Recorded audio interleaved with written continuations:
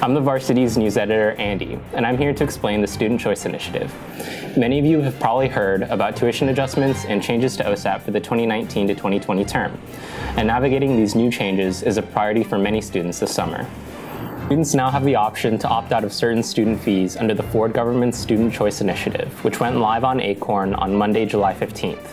Guidelines from the provincial government gave universities the option to keep some fees mandatory as long as they fall under certain definitions.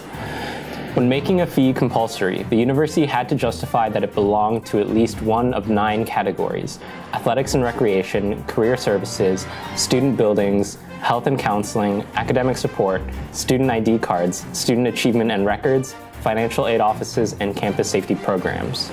You also might be wondering which specific fees will be mandatory this year. Full-time undergraduate arts and science students will pay $193.82 for KPE and gym services, $97.96 for Heart House, $74.86 for health and counseling, and $37.15 for career services, among others. So what about all the other student services, groups, and activities funded by incidental fees? Well, those fees will still be included, but students will have the option to opt out of them through Acorn, as they are deemed non-essential. Depending on what college you're in, the maximum amount of fees you can opt out of is around $50 to $70, with mandatory fees coming in around $650 for full-time undergraduate students.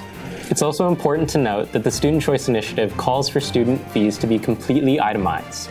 This explains why you may have noticed multiple smaller fees on your invoice as opposed to a few larger ones.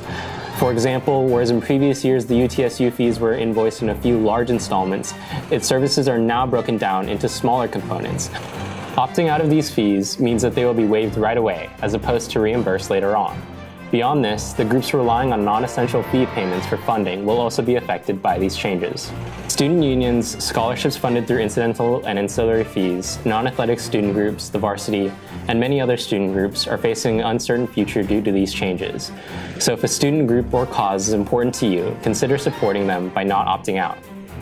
I've been the Varsity's news editor, Andy. If you want to read more of our coverage on the Student Choice Initiative, student politics, or U of T life in general, check out our website at thevarsity.ca. Hope you had fun.